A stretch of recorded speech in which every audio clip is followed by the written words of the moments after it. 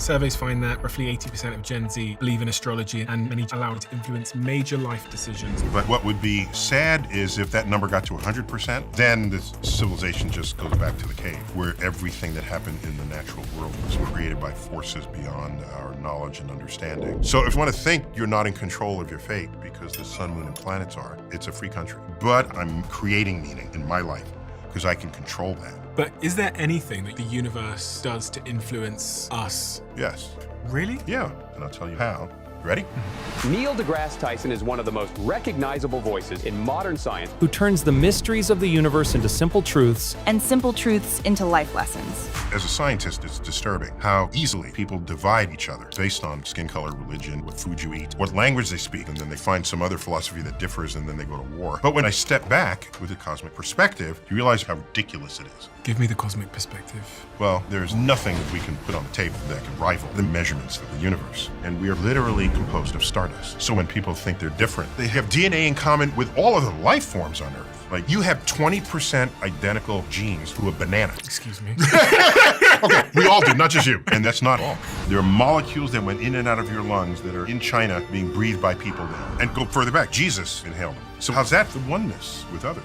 That can't be true. And that's the next problem. People value what they think is true more than what is true. That's a recipe for the unraveling of civilization as we know it. But as a scientist, show me the data. And as someone that knows so much about the universe and objective truth, I've got a lot of questions. So what do you think is the probability of me getting to another planet in my lifetime? And then could you make the case that the universe is simulated by some sort of advanced life form? And also, did humans evolve at some point to believe? And do you think you would be happier if you believed in God? Oh, so you're gonna spice this up a bit. Okay, so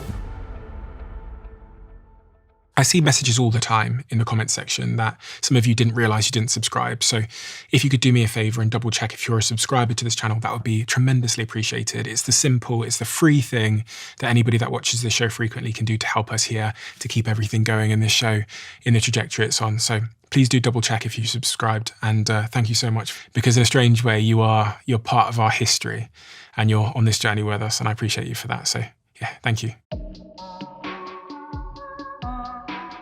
I've been watching a lot of videos of yours, I think, because I've reached the stage in my life where I've become really existentially curious. I think we all do at some point.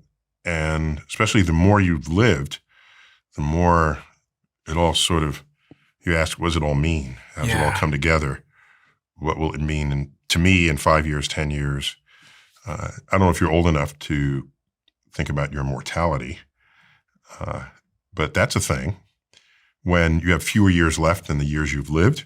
And you can, I think the way they say it is you can have a good expectation to live as long as your parents did. I lost both of them in the last 5 years. So that's my horizon. And the fact that we die has a capacity to bring focus into the remaining time you're alive. Because think about it, if knowing you're going to die brings focus and purpose and resolve and action, then if you lived forever, what's your hurry?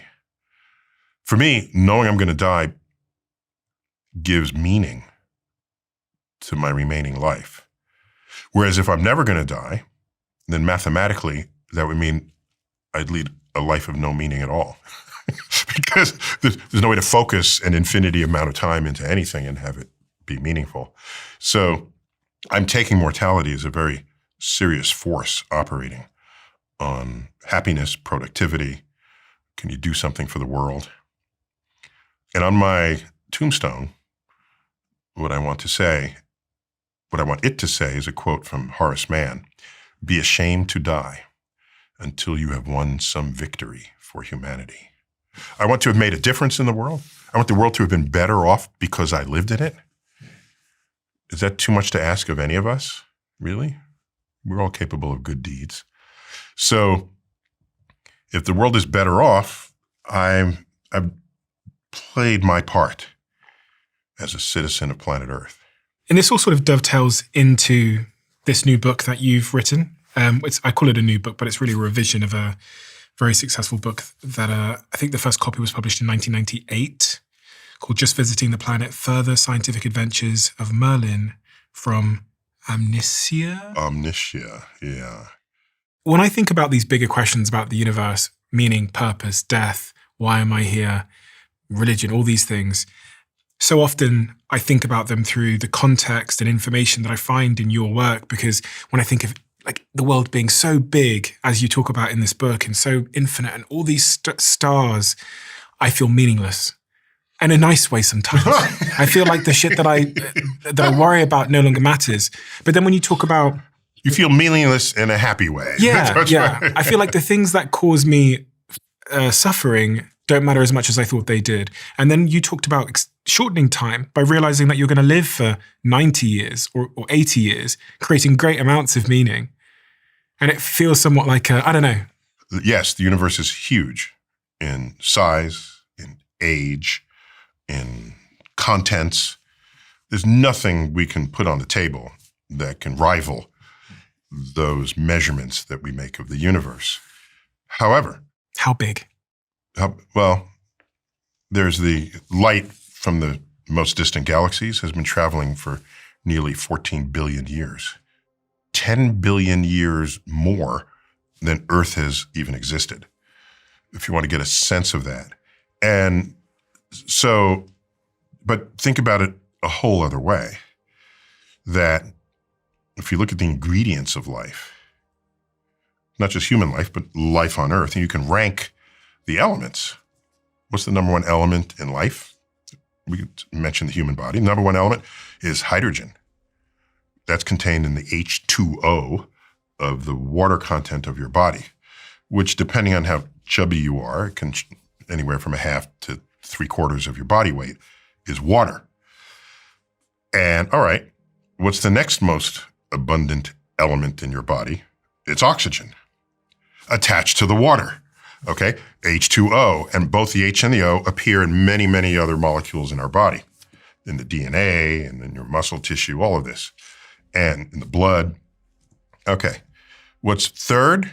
Carbon, which you would have thought had to be somewhere on the list because you know we're carbon-based life. Fourth is nitrogen, okay? Fifth, I'll put them all together and just say other, okay? So that's the sequence of elements. And now you say, what are the sequence of elements in the universe? The number one is hydrogen. The number two is helium, but that's chemically inert. You might remember from high school chemistry. You can't do anything with it anyway. Helium. Next in the universe, oxygen. Next, carbon. Next, nitrogen. Next, other. Okay, so we are one for one matched to the ingredients of the universe. And one of the gifts of 20th century astrophysics is gifts to civilization is where those ingredients came from. We trace those ingredients, the hydrogen, to the Big Bang itself, and all these heavier elements to stars that manufactured those elements in their core, in the crucible that is their core. They lived out their lives. They exploded, scattered that enrichment into gas clouds so that the next generation of stars would have planets, and on at least one of them have life, as we know it, life on Earth. So that you can think of us not just figuratively, but literally composed of stardust. And so that it's not that we are alive in the universe. Yes, that's true. But the universe is alive within us. So we're special because we're the same as the universe. Often when people think they're special, I want to be different from it. No, we're same because we have human DNA on an Earth where we have DNA in common with all other animals, all other life forms on Earth. Do you realize we and mushrooms have more in common with each other than either we or mushrooms have with green plants? The common ancestor between fungus and animals split later in the tree of life. Then its common ancestor split with green plants. You have 20% identical genes to a banana. Excuse me. Okay, we all do, not just you. Not just you. Okay. You have that. So when you consider all of this, it's not just that we're alive in the universe is alive within us. And that discovery borders on the spiritual. Yeah. And it's a scientific result. So when I look up at night, I never feel small. I feel large. I feel as large as the universe itself, because that's where we came from. We're a participant in a great unfolding story of cosmic evolution. The minute you said that, I thought of all these Eastern traditions and religions that say we are one. And from a scientific perspective, as you say, we very much are one. Yeah, what's interesting is one of my deep concerns about the world is many philosophies or religions that say we are one, they find some other philosophy that differs and then they go to war.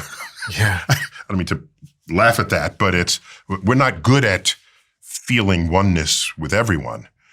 It's easy to feel oneness with our tribe.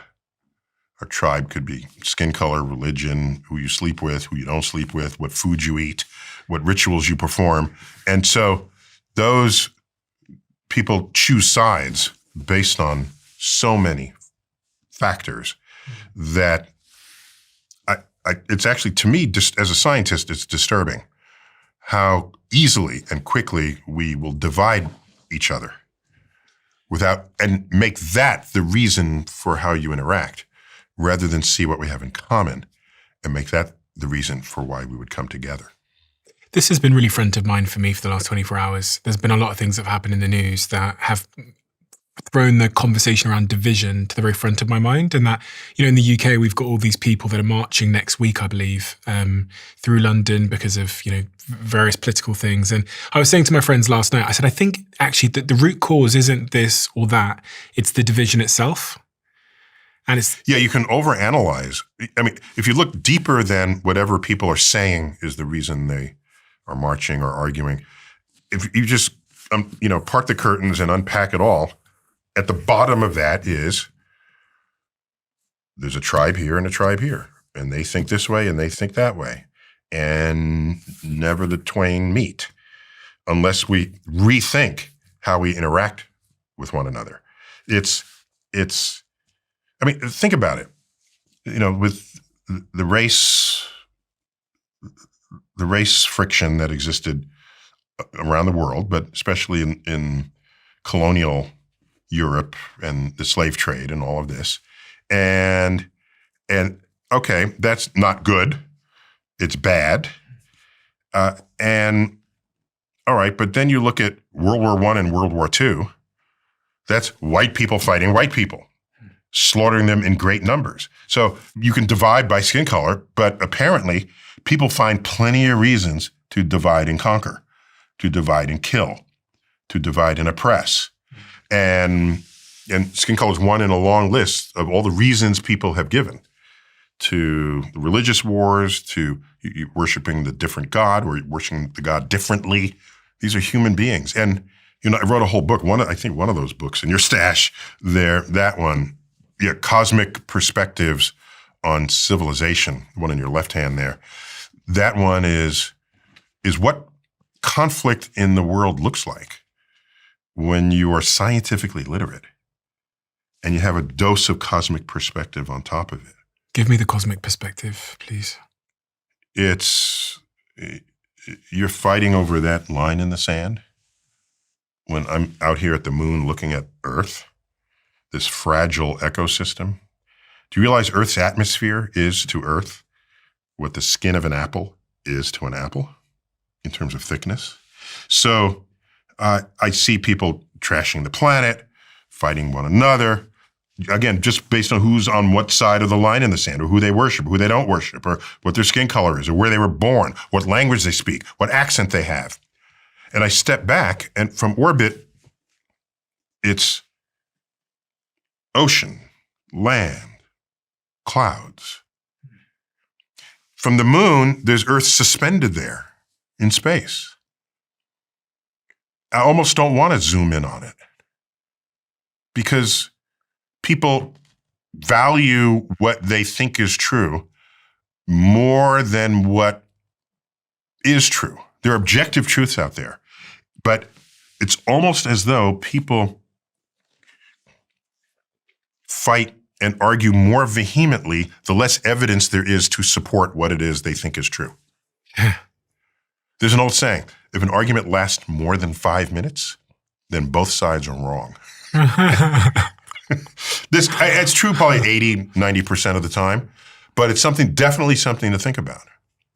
How have your spiritual and religious beliefs evolved throughout the course of your career based on all that you've come to know about the objective nature of the universe? Has there been an evolution? It depends on what you mean by evolution. I was raised Catholic. Yeah.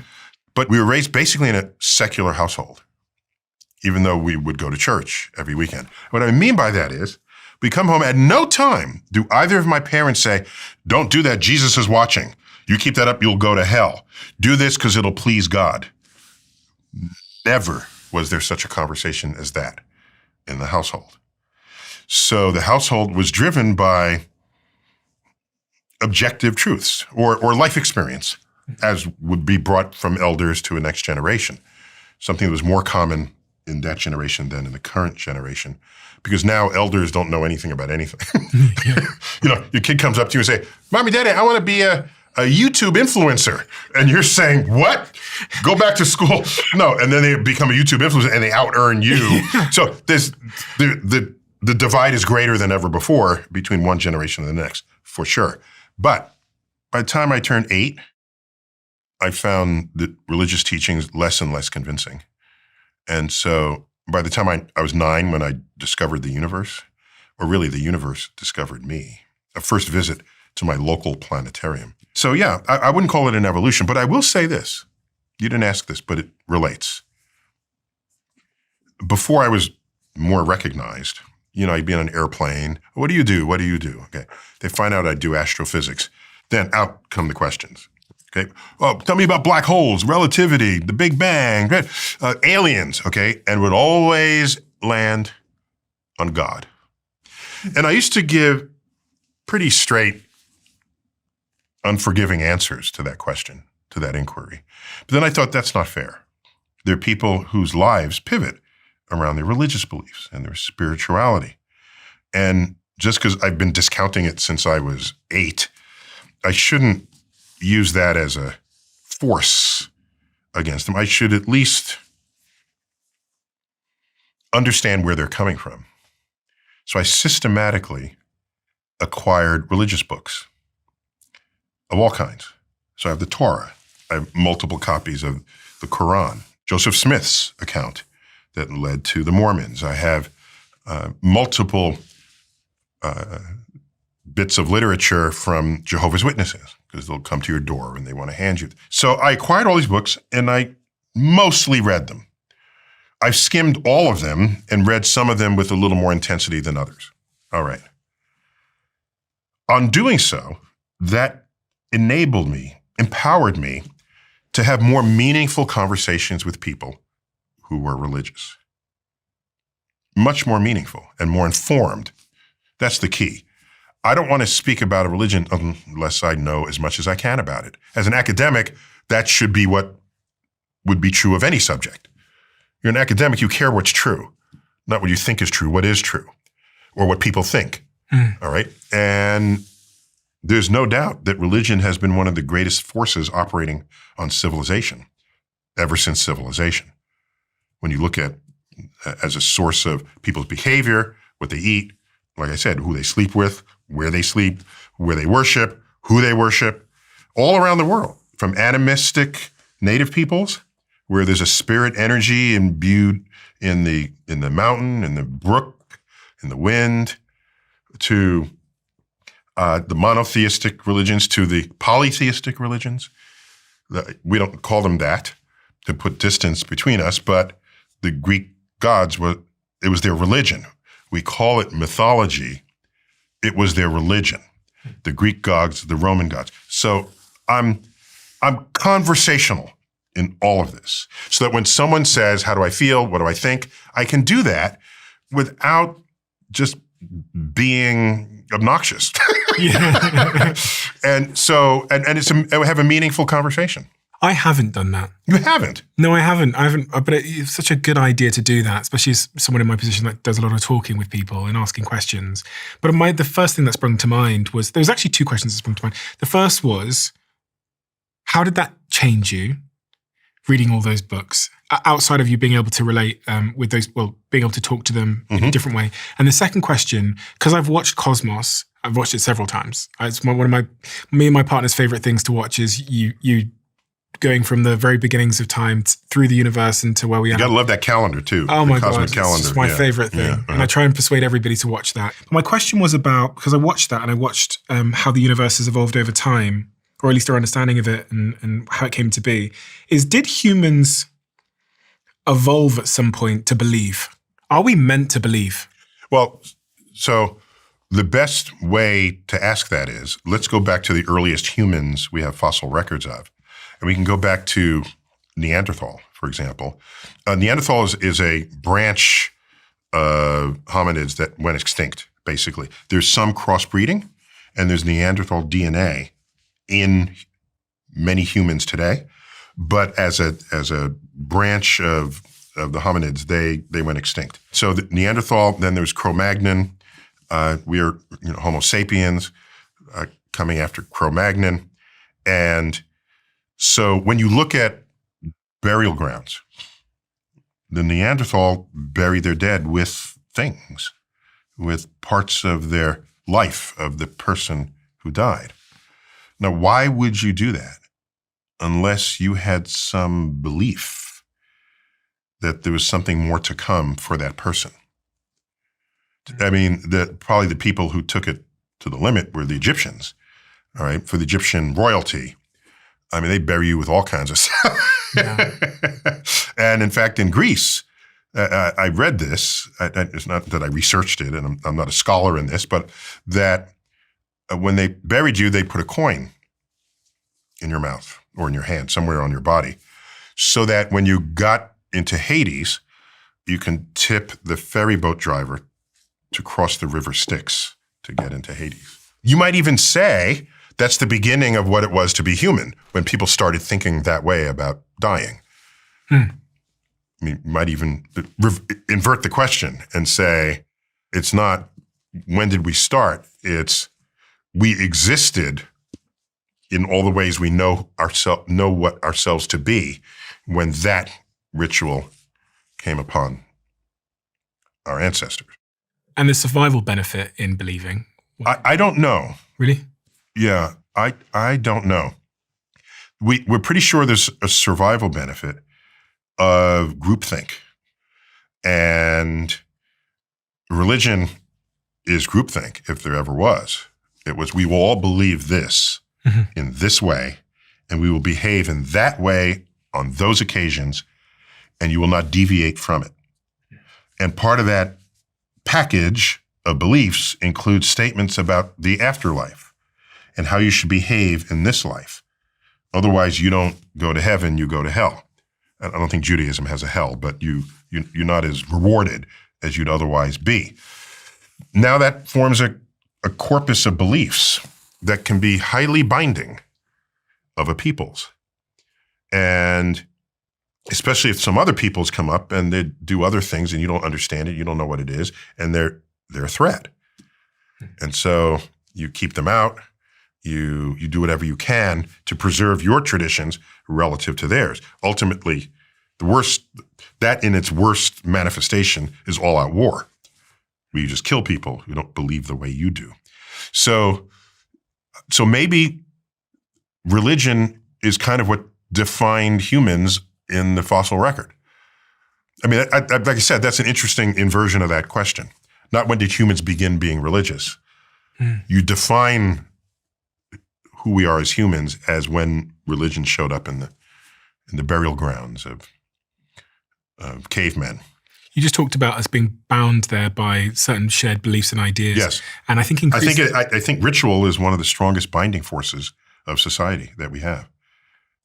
And I think that people are maybe unbinding. If you look at the narrative in society, it's about be your own boss, stand on your own 2 feet. More people are lonely, living alone, having less kids, are working freelance and remotely. So it feels like, in a weird way, we're becoming more independent, and there's somewhat of a cost to that. And actually, my friends that are struggling the most in their lives are those that have the least dependence on a village. So I always wonder if we need to ladder up to the universe, i.e. me, my family, maybe my village, maybe my country, the planet, the universe, and God. The metaverse? Yeah, and like God. The multiverse? Yeah. So let me just react to that. Mm-hmm. There have been studies about the psychological effects of this kind of life, basically the social media too early in one's life force that operates. But I don't know. I don't want to be the person who says, in my day, we did it right. And you youngins don't know what you're doing and you're all going to, I mean, I've seen the films of officials smashing pinball machines with sledgehammers saying it will be the death of the next generation because they're not studying, it's gambling. You see people burning rock and roll records. We've seen this. And I don't want to be that guy. I'd rather be the person that says they're going to create a whole other reality that was not my reality growing up. And I don't know that I can or should value judge that. Mm-hmm. When they come up in the ranks, they'll be mature adults. They'll figure out what the rhythms are of that world. And I will say, however, that if you go far enough back, no one ever traveled anywhere. You'd spend your whole life not going more than 30 miles from your hometown, a couple of hundred years back. So now people do actually communicate with countless thousands of people around the world. So it's different. I'm not value judging it, but it's different. And you're exposed to different ideas. Maybe it tribalizes you more, or maybe it softens you. It has the power to do both.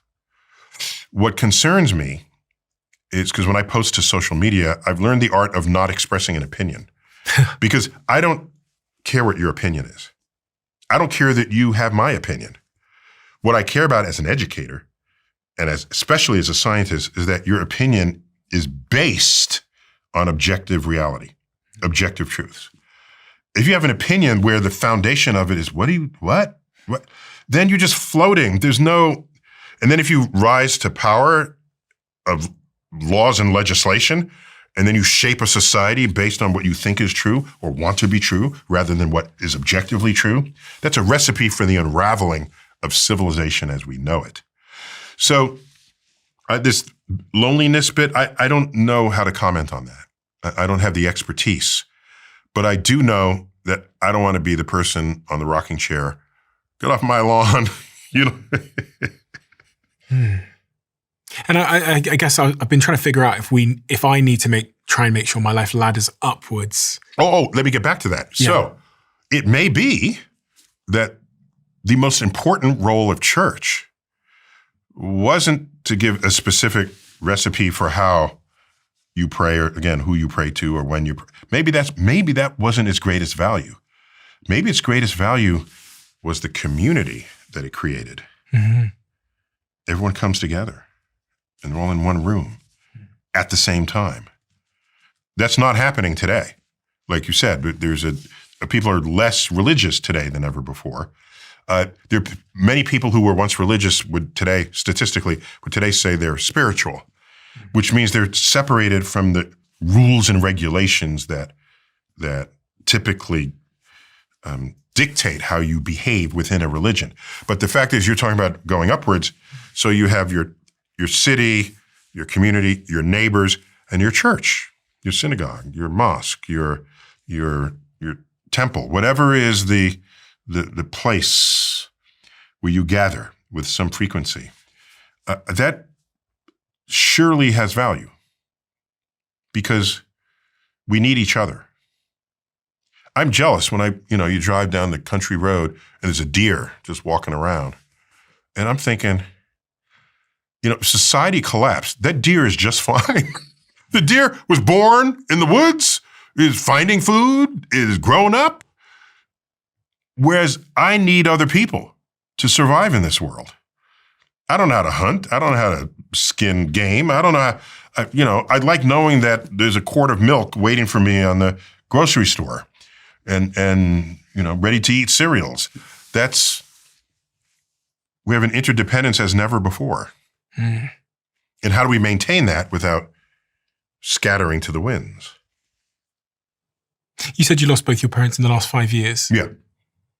As someone that knows so much about the universe and objective truth and reality, how do you contend with grief in that scenario? But also, how does that change you in any way? It did, a little bit. Not as much as I thought it might have. My father was 89 when he died. That was 5 years ago. My mother was 2 days shy of her 95th birthday. So so I'm putting myself like right between them in my life expectancy. I think I'll get to 92. Good. It's the average of those two, So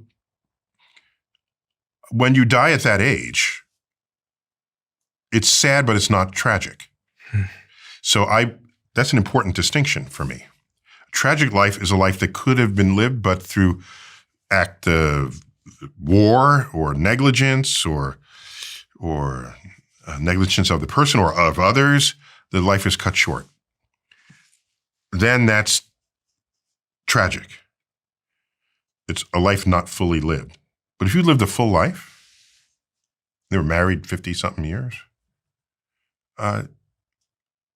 it's sad, but it's not tragic. In fact, it's not even sad. It's something to celebrate. And so I miss them.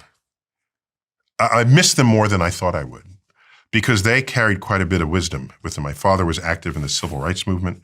My mother was a gerontologist. So they both cared very deeply about the plight of others. And I'm their son, the astrophysicist. So I go off with my head in the sky, but I was anchored into the human condition and anchored to think about it, to care about it. And when I encountered things in modern life, I wonder what my mother would say about that.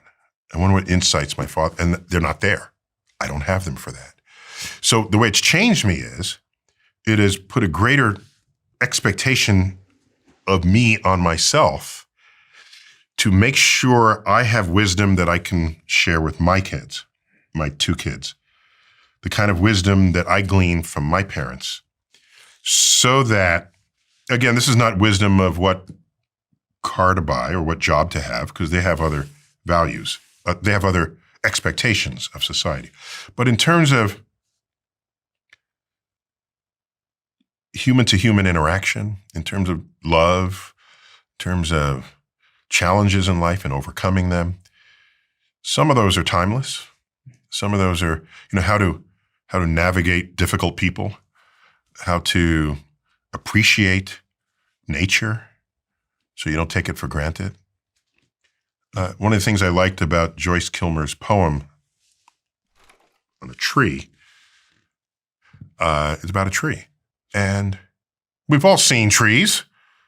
So why does this matter? Because it takes an artist, a poet, a writer, a sculptor, a painter. For me, the artist's job is to encourage us, stimulate us to pay attention to things we might otherwise take for granted. Because so much of life is what you might just walk by and not even give it any thought. And so I don't walk by trees without thinking something about that poem. What is the poem? I think that I shall never see a poem lovely as a tree whose hungry mouth is pressed against the earth's sweet flowering breast, a tree that looks at God all day and lifts her leafy arms to pray, a tree that may in summer wear a nest of robins in her hair, upon whose bosom snow has lain, who ultimately lives with rain. Poems are made by fools like me, but only God can make a tree.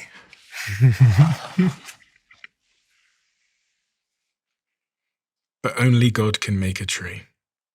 I spend so long these days thinking and talking to people about what all of this means. And I've got more and more. I saw you talking about the simulation theory once or twice. Mm-hmm. And I started to fall into that, that whole of thinking. Oh, no, you got to, step outside every now and then and, smell the roses. But you said you wouldn't be surprised if people found out the universe is simulated by some sort of advanced life form. Yeah. Given what we can now compute, throw in quantum computing on top of that. We don't have this power yet, but to make a world in our computer where the characters in that world believe they have free will. And then they conduct themselves, and then they invent computers, and then they make a world inside of their computer. And where their characters think they have free will. And then then it's this simulated universes all the way down. And close your eyes and throw a dart. Which of these, are you going to get the first universe that invented the simulated universe or the zillion ones that followed? The dart's likely to hit one of the others. But my escape hatch from that is, since we do not yet know or have the power to make a perfectly simulated world, it means we are either the first universe that's real that hasn't created one yet, or we're the last universe that hasn't evolved yet to have created one of its own. Because all the middles have the power to create one. So that takes it, a zillion to one against us to maybe 50-50. Oh, interesting. Yeah. I've never heard that before. So I'm a little more comfortable that way. Comfortable. Yeah. I sleep a little better at night. But I guess it wouldn't matter anyway if we were. It wouldn't matter. If we're completely simulated, what do you care? You're living your life. I know we don't want to believe that there are puppet strings on us. Part of me thinks that, though. Just when everything on Earth is kind of stable. Oh, COVID shows up. Oh, so this is the programmer saying, the Earth is too boring now. We got to spice it up a bit. They throw in a pandemic. Okay, a once in a century pandemic.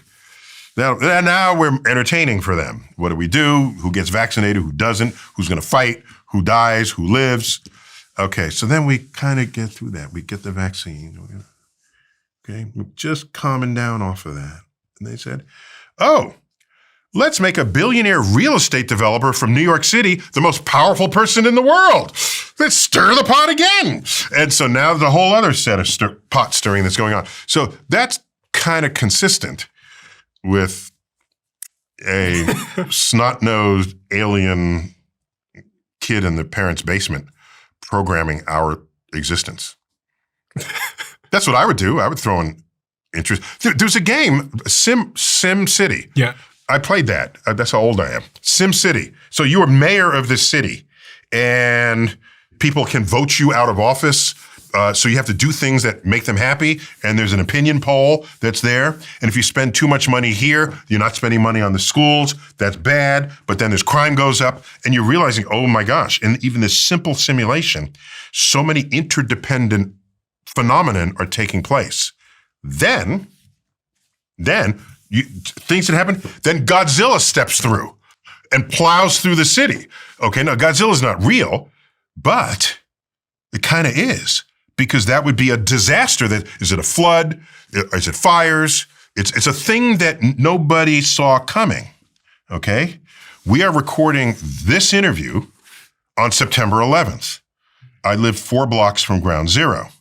That's Godzilla walking through the city.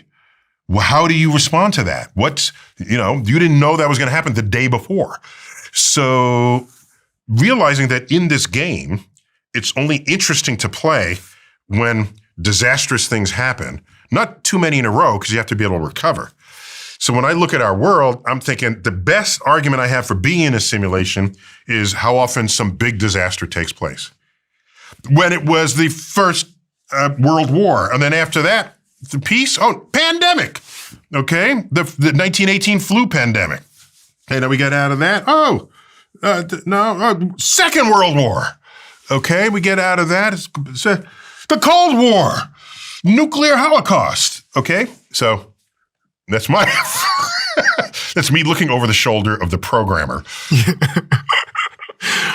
Oh, God. I think I prefer the world where I feel like I have free will and there's not. Does it make a difference if you believe you have free will, even if you don't? No, because I'll never know. And the fun answer to that, ask me, say, do you have free will? Ask me that. Do we have free will? Do you have free will? What choice do I have? No, if you don't have free will, then you don't even have an option to say you don't. So you just live life. Just live your life so that the world is better off for you having lived in it. And what does that mean for you? Like, it means people are better off. The institutions are better off. People are happier, healthier, wealthier, safer, better fed. That rationality matters in politics and lawmaking. And that will help to ensure stability of anything you build going forward. But yeah, that's all I mean. It's not complicated. And you were talking about meaning before. I stopped looking for meaning decades ago because I realized any of us has the power to make meaning in life. If you're going to look for meaning, are you looking under a rock, behind a tree? It's as though meaning is sitting there waiting for you to find it. Oh, I found meaning. There it is. Now my life is complete. That feels so powerless on your own destiny. Whereas I make meaning. I want to learn something today that I didn't know yesterday. I want to lessen the suffering of someone today compared with however that person was living yesterday. I want to use what I learn to well up within me and manifest as wisdom. Because information is not really useful until it becomes knowledge. And then knowledge is good. You can show off if you have a lot of knowledge. That's what these game shows do. But in the end, the best use of knowledge is when it becomes wisdom. And wisdom, people say, oh, I don't like getting older. I want to be young again. I don't want to be young again. When I was 30, I was an idiot. Even when I was 30, I thought I was brilliant, right? So don't get older unless you have wisdom to show for it. It's when you don't have something to show for your age, you want to be younger. You're just getting old with nothing to show for it. But I continue to learn things every day, passively and actively. Passively is you just notice, open your eyes sometimes and see what's happening, where things are headed, what they're doing. You learn. Not all things you learn are good. And if they're bad or need adjustment or need help, do something about it if you can. So that's how I derive meaning. Hence my tombstone. Be ashamed to die unless you've scored some victory for humanity. There's the meaning for you. There's a whole class of billionaires that are trying to live forever now. And I think we are on the verge of being able to extend life potentially indefinitely. Yeah, we're looking for the date. It's called the escape velocity. Do you know about that phrase? It exists in astrophysics, of course, but the escape velocity for Earth, for example, is 7 miles per second. So escape velocity in astrophysics is the speed that you launch something so that it never comes back, no matter how hard the gravity tries. Okay? So every object has an escape velocity. The escape velocity in aging is, the idea is there is a generation yet to be born, but in the very near future, who will not only live longer than the previous generation. So here's a cleaner way to say this. Every year, you can expect to live 1 month longer because knowledge about human physiology has gotten better. Okay? Just think about it that way. Yeah. And so we know what to eat, what not to eat, how to exercise, how to not over-exercise, how to maintain your health and physiology. All right. There will come a day where every year that you're alive, medicine has figured out a way for you to live an extra year. That's the escape velocity. So every year you live another year. And after that, it could be every year you live 2 years. So that's the escape velocity. So it's not just everybody lives forever today. It sort of works its way into the population. And yeah, I don't want to live forever. I don't. Take me off this earth. I still have more to give, more books to write, that in my judgment would make the world better than it currently is. So I don't want to die before I get as much of that done as I can. But are you scared of death? No. Although that's easy to say because I'm not at death's door. And I had someone rationalize with me, which is, they made a potent argument. I can say now with another 20 years life expectancy, 15, 20 years, that I don't fear death. But if I'm on my deathbed and someone says, if I can wave my hand and you can live another year, would you? The answer is probably going to be yes. And at the end of that year, I don't know if my sentiments about life and death will change on my deathbed. I know my mother, there's a point where she couldn't swallow and she didn't want a feed tube. And she said, my time has come. They put me in palliative care and then hospice. And she was dead 10 days later. So she was in charge of her. They could have fed her with a tube and she would have been completely healthy for another, 5 years perhaps. But no, she raised 3 kids, 50-year marriage, happy life, stable life. And yeah, I'm good with that. So the billionaires, that's ego for sure. If you live forever, there are other people who you're taking resources from who would come behind you. That's one. But 2, are you still contributing to the world? Should you give another person a chance who's in school now, who might be the next genius that'll figure out the energy problem, the poverty problem, the pollution problem, are you figuring that out? No. You're you're 90 years old and you're just living on your yacht. So there's the problem that the last years of your life are not the most creative, the most ambitious, the most irreverent. It's irreverence where new ideas come. You've perhaps seen episodes of Shark Tank. Half or more of those people are 30 and under. They got ideas, fresh ideas. Everyone else is entrenched. So if people start living forever, they're living forever in the part of their life that is least useful to the progress and advance of culture and civilization. And so all of civilization will stagnate. Do you think in your lifetime, you said you've got a 20-year life expectancy? Well, 15 to 20. 15 to 20-year life expectancy. Based on my age now and the age my parents died. Yeah. But you've done a lot of neurological work and laid down a lot of good foundations with all these books you've written. So maybe it'll be the upper end of that. It's food for AI. It's food for ChatGPT. What do you make of AI? What are your I love it. Yeah. I love it. But it's by the way, it's been here for a while. Mm-hmm. It really spooked people when it started writing your term paper and composing your painting and your set design. All right. The whole other category of people got spooked by that. Meanwhile, AI has been harnessed and being fully used in my field and in most of the physical sciences. It's doing work. If you can do the work and I can go to the Bahamas, let it do the work. We have telescopes coming online that could not exist without the intervention of AI to access the data, reduce the data, analyze the data, make a decision about whether it should go back to the thing that it just observed because that was weird compared to the last time it was observed. This is the Vera Rubin telescope that I'm literally describing now.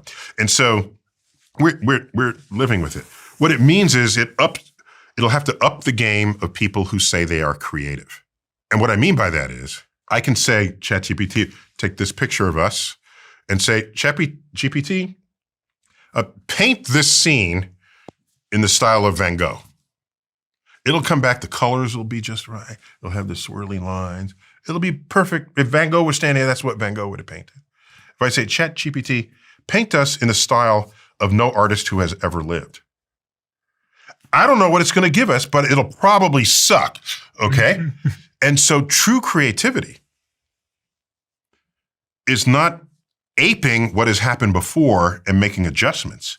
True creativity, yes, you always build on others. I'm not in denial of that. But true creativity takes leaps that most people don't even know can be taken. Mm-hmm. And so the artist, so that gap, I think, is what AI in the arts world is going to force creative people to reach for. Otherwise, you're replaced by a simple request in the input line of a large language model or of an art. I was just wondering then, if I watch Cosmos in 30, 40 years' time, let's say 100 years' time, I was wondering if this is the moment where humans and computers in the story of humanity become one and intertwine. If you think about things like Neuralink, which Elon's working on to make, when he first made that company, all of the narrative that he put out there was about us being able to interface with AI. So we'd need like a brain chip computer interface. More recently, it's been about people that are paraplegic and disabled and helping blind people see. But I think that's a socially acceptable way to advance the technology. But in his early work, he said, superintelligence is going to arrive and we're going to need a way to basically keep up, where we have better sort of latency with the technology. And I'm wondering if that's like what we're seeing now. Yeah, superintelligence, if that happens, then it becomes our overlord and we become its pet. Okay.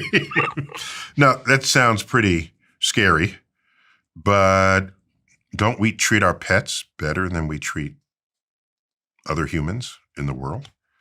Think about it. The pet is kept warm and fed and happy. And would you do that for a homeless person in the street? A person of your own species? Probably not. So if we're the pet for the superintelligence, what about the chicken? How bad could it be? We used to have chickens when we were younger, and I watched my Nigerian mother chase that chicken around the garden, grab it, pull its head off, and cook it. Wow, okay. Yeah. Oh, you worried that it's going to do that for us? Yeah. We're going to run around. Not all my pets made it. And snap. Not all the pets survive. Yeah, it depends on whether it needs us to be alive or dead. We have to be relevant to it in some way. Maybe we'll be court jesters. We'll be entertainment. Until then, I don't know that this is some special moment. I do a lot of reading of history, and throughout history, most occasions, especially in the era of the Industrial Revolution, people think they're living in a special moment. And so I'm not going to be that guy who says today is special, because everyone has thought they were in a special moment. And what do you think is the probability of me getting to another planet in my lifetime? Zero. Really? Yeah. You want to know why? Yes, please. Yeah, it's just zero. I thought SpaceX going to go to Mars. I have an unorthodox view on this, so you don't have to believe me. But my read of history tells me that we only do big, expensive things if there's a geopolitical reason for it, either an economic reason or a defense reason. Not just because it's the next thing to do. And when we went to the moon, you realize in 1961, May 25th, President Kennedy, it's just 6 weeks after Yuri Gagarin flew around the Earth in orbit, and we didn't have a ship that wouldn't blow up on the launch pad that could carry humans yet. He calls a joint session of Congress and says, if the events of recent weeks, couldn't even utter the man's name, the events of recent weeks, and I paraphrase, are any indication of the impact of this adventure on the minds of men everywhere, then we need to show the world the path of freedom over the path of tyranny. It's a battle cry against communism, the godless Russians, everyone in the whole Soviet Union. We were losing a technological race And that was the battle cry that prompted Congress to write the check. Oh, later on he says, it'll be, put a man on the moon and before return him to safely Earth. And, that's so beautiful. Let's hold hands. That's so beautiful. No one ever spent scads of money just because it was a cool thing to do. That has never happened ever. So we go to the moon. People forgetting why we went to the moon say, while we're on the moon, at this rate, we'll be on Mars by 1985. That'll be the next ambitious goal we'll take on. No. Because we didn't just go to the moon because that was the next thing to do. We went to the moon to beat the Russians. And when we got to the moon and we looked over our shoulder and the Russians weren't there, we canceled the Apollo program. 1970, we haven't been back to the moon in 53 years. We canceled it. Apollo 18 was ready to fly. It's now in captivity in Huntsville, Alabama, in a museum on its side. It's fascinating to walk the full length of it. All rocket flight ready parts. It never flew. We ended it at Apollo 17. No, we didn't go to Mars because we didn't have geopolitical reasons to do so, neither economic nor for defense reasons.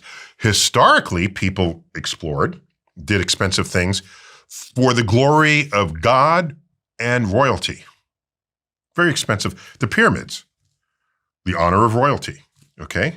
The church building, cathedral building, all of these activities were in the glory of power, deity, and royalty. There's none of that happens today. We're past that. The power of kings and gods. That doesn't happen. Nobody dislodges major resources, capital resources of a nation in the interest of a god or a king anymore. Okay? It's secular. And secular means it's money or it's war because you feel threatened. Okay. So, we're going back to the moon now. Yeah. Project Artemis. Did you ever think to stop and ask why? Why didn't we stay on the moon in 1972? Why didn't we go back in 1980 or 1990, 2000, 2010? Oh, all of a sudden, let's go back to the moon. Wouldn't that be cool? Do you know when Artemis began? In the late teens? Right about when China says we're going to put taikonauts on the moon. Technauts? Oh, yeah, Chinese astronaut. Taikonaut. Oh. All right? That's when we said, let's go back to the moon. What a good idea. Let's do that. Really? Because it's just a good idea? Because we're a little bit spooked by a friendly foe around the world might get the glory of that exercise. And once again, it's a godless country. Okay? Communism is godless by design, by construct. So here we are going back to the moon. All right. What motivation do we have to go to Mars? Are there oil wells there? Is there, diamond mines? We're not going to Mars. We're just not. Unless China says they want to put military bases on Mars. We're going to be on Mars in 10 months. 1 month to design, build, and fund the thing, and 9 months to get to Mars. A geopolitical force operating. Oh, and by the way, NASA doesn't have a rocket that'll get us to Mars. They think they do, but they don't really have one yet. Time to do that and say, well, does anybody have a rocket? Elon says, I have a rocket. So if Elon rocket goes to Mars, it's not because he sends it there. It's because taxpayers sent it there. By the way, he could go there on a vanity project, but there's no business case. He could fly to Mars, team up with Jeff Bezos. They can send people to Mars. It's not a business case. And if you are an investor in his company, you would not agree to do that. You wouldn't. But he doesn't need investors because he's very wealthy. He could do it on his own. Are you going to Mars as a tourist? Is that a business case? It's $1 trillion to get to Mars, first. Second will be a little less. I don't see that happening. $1 trillion? About that, yeah. If Earth were a schoolroom globe, with your fist, show me where you think the moon is. This is Earth. Take your fist and put it at the distance the moon is. Your fist is about the right size compared. Okay. Right there? Yeah. Okay, not too bad. It's 30 feet away. It's in the next room. Okay. Okay? 30 feet away. Okay. That's the moon. Let's keep going. How far away from Earth did the Bezos-Branson rockets go? Oh, not far. The thickness of 2 dimes above the surface of the Earth. How far away is Mars? It's a mile away. From here? Yes, from this Earth. It's a mile away. It's in Central Park. The moon, 30 feet away. Mars, a mile away. Yeah, it's $1 trillion to Mars. Yes. How long? 9 months. And you have to wait till the planets are configured so that when you travel, you arrive where Mars will be when you get there. And that's a minimum energy orbit. If you had filling stations along the way, you can just fill up with fuel and get there as fast as you want. But minimum energy orbit takes about 9 months. And then to come back, you have to wait till it's configured again a few years later. So a round trip to Mars is 3 to 5 years, easily. So there's not an economic case. I'm not saying we don't know how to get to Mars. We have a SUV-sized rover there now, all right, discovering potential life from 1 billion years ago. It's not like we don't know how to get to Mars. This is not a technological statement I'm making. I'm talking about a practical statement. So no, my read of history tells me no. I thought you were going to also add to that even if Elon wanted to do it as a vanity project because he makes all this money and manages to use Starlink as a way to fund it, whatever, that the problem is Elon's going to die. He's going to die in the next couple of decades, which means the vanity element that comes from his childhood situation where he wanted to get out there and explore the stars because he read that book has got 30 years, 40, 50 years left on it. Well, that would make him want to hurry, wouldn't it? Yeah. Yeah, and plus he said, I don't want to die on Earth. I want to die on Mars. Mm-hmm. I'm paraphrasing, but that's the idea. So that's a goal, sure. But don't tell me it's a business case. I can see a tourist case going into orbit and even possibly visiting the moon. It's 3 days there, 3 days back. That's a week's vacation that you would take.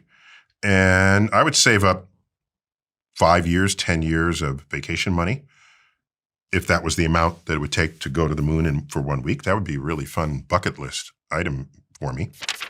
If you're starting a business, that means you're one person doing the workload of probably about 50 people.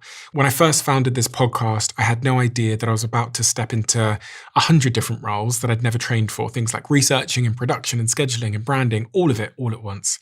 And this experience isn't unique to me. But for millions of founders around the world, the tool that changes all of that is our sponsor, Shopify. Shopify now powers 10% of all US e-commerce, from names like Gymshark and Mattel to first-time founders just getting started. It's like having your very own design studio, content creator, and marketing team in one, with hundreds of online store templates, AI tools to create product pages, and easy-to-launch email and social media plugins. Behind the scenes, Shopify manages your inventory, international shipping, and even your returns. So if you're ready to sell, sign up for your $1 a month trial at shopify.com/Bartlett. That's shopify.com/Bartlett. $1 a month. No way. You know, you've revised this book. Oh, yeah, just visiting this planet. Yeah, I wrote a column, a question and an answer column for like 10 years, 15 years, where people just ask me questions from the public. And I had a pen name called Merlin. And Merlin was friends with Newton and Galileo and Marie Curie and all these people. So if you ask Merlin, dear Merlin, I don't quite understand gravity. Merlin would say, oh, Merlin had a conversation with Isaac Newton in his backyard. And here's how he answers that. I think in the book you talk about a golf ball-sized black hole would weigh more than Earth and swallow it whole, leaving behind something the size of a lime. Yeah, slightly bigger, right. What is, you've been asked this so many times, but I still don't know the answer. What is a black hole, and how do we even know if they're real, if no one's ever been to one? Well, you can know things without visiting them. I mean, that's the methods and tools and machines of science are remarkable in their ability to learn something without actually having to see it with your eyes or hear it with your ears or to touch it with your fingers.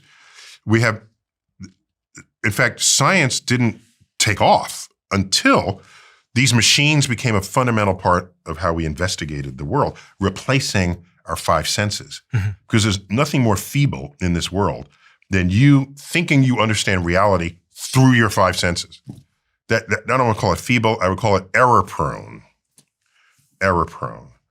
Remember I told you about escape velocity of Earth? Yeah. Do you remember the value I said it was? 7 miles Paying attention. per minute. Per second. Per second. That's very fast. 7 miles per. So the adage, what goes up must come down, it's not true.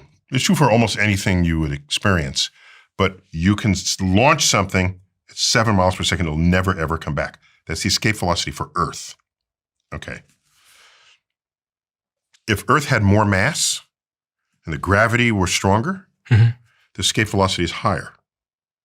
That would make sense because there's more gravity that you have to escape. Let's keep up that exercise. Cram in more and more mass. Just keep doing that. Escape velocity keeps going up. Eventually, the escape velocity hits the speed of light. At that point, light can't even escape. Light is the fastest thing in the universe. If light can't escape, if you fall in, you don't escape either. There's no better description of a hole than that. And worse yet, it's a hole in any direction you approach it. Not just a hole in the street or in the floor. It's a three-dimensional hole. And how do we know it's there? Because it distorts the fabric of space and time around it. We see galaxies behind concentrations of matter, black holes, and the shape of the galaxy is distorted. Because Einstein tells us that gravity distorts the fabric of space and time. So that's one way we discover black holes. Another way is most stars in the night sky are binary and multiple star systems. Most of them. You can't see it because you just have human vision. You whip out a telescope, you see, oh my gosh, there are two stars, not just one. If there's a pair of stars and one of them becomes a black hole, and this one ages, it expands, and some of its material spills onto and orbits around the event horizon of the black hole. This swirling material gets hotter and hotter and hotter, and it radiates X-rays and ultraviolet. We have X-ray and ultraviolet telescopes that see every one of these in the night sky. They're all black holes. And it's created from an explosion? There's a star that wants to explode, but it has so much mass, the explosion doesn't overcome the gravity, and the star collapses down on itself to make a black hole. There's one way to make a black hole. So our sun, when that runs... It's not going to become black hole. It's pretty wimpy in that department. It'll still kill us, but for different reasons. So the mass of the object is so big that it can't actually explode because the gravitational pull inwards is so strong. Correct. That's above a certain threshold. Within there's the stars that the explosion is greater than what the gravity can contain, and it makes a supernova. And those are the stars that spread heavy elements across the galaxy, enabling us to even exist. So I'm going to read this again. A golf ball-sized black hole would weigh more than Earth and swallow it whole, leaving behind something the size of a lime. Yeah, so when black holes eat, they get bigger. So a lime is bigger than a golf ball, but not by very much. We can calculate what the size is. Where would everything go? It's in there. It's compressed down inside the hole. And and everything near it's going to get pulled in there as well. If it comes too close, right. If it comes too close. Yeah, you can keep your distance. Black holes, they're not giant sucking devices. I mean, if you keep your distance, if the sun became a black hole right now, we would still orbit it. The gravity we feel at our distance is no different. You say that if the sun suddenly shut off, we'd freeze at minus 462 Fahrenheit, which is the background temperature of the universe. Yes. Once the stored energy ran out. Yeah. Once the stored energy where ran out? Well, so there's the sun's energy, if the sun blotted out, but Earth has energy inside of itself as well. This is what gives us volcanoes and continental drift and all the rest of this. So if you don't have a sun, you want to live near a volcano or something that is a source of energy for you. And then you'll live on Earth until the Earth's energy died out. Ideally, by then, you just go to another planet. I mean, why not? How long has our sun got left? About another 5 billion years. How would we know? It's a good question. That's the product of 20th century modern astrophysics. Then it was modern. I think of it as modern. where you say, what kind of star is this? Then you look around the universe for other stars that are just like it. And then you see those stars in their stages of evolution, stars being born, living out their lives, and dying. And the star changes its properties from birth to death. And so you can line up where the sun is in that chart. And then, plus we know how old Earth is. So we can directly measure the age of the Earth. And so there's no reason to think that Earth did not form at the same time the sun did. Another really fascinating one was every breath you take contains molecules once inhaled by every human in history. Yep. That can't be true. ChatGPT it. No, so here it is. You ready? Yeah.